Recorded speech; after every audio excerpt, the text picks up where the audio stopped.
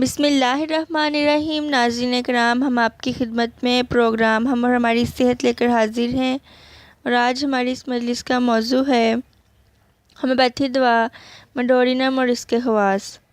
دوا کی مرکزی علامات یہ ہیں: سوزاکی زہر کے بعد اثرات، جبکہ اچھی طرح سے تجویز کردہ دوائیں کام نہ کریں۔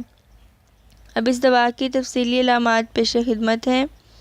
یہ سوزاکی مادے سے تیار شدہ دوا ہے، اور ان تمام کیسوں میں جن میں سوزاکی ہسٹری ملے اور اچھی طرح سے تجویز کردہ دوائیں کام نہ کریں تو اس کو نگاہ میں رکھیں۔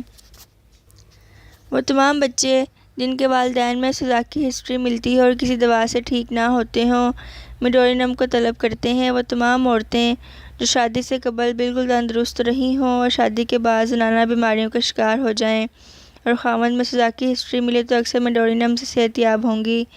سوزاک کے دب جانے کے بعد نتائج، مثلاً جوڑوں کی پرانی دردیں جو کسی دوا سے درست نہ ہوں۔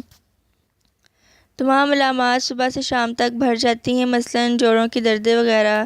سوزاکی مادے کی وجہ سے عورتوں میں بانجھ پن اور مردوں میں نامردی۔ یہ دوا اکثر دبے ہوئے سوزاک کو باہر نکالتی ہے۔ رات کو نیند میں پیشاب کا خطا ہو جانا۔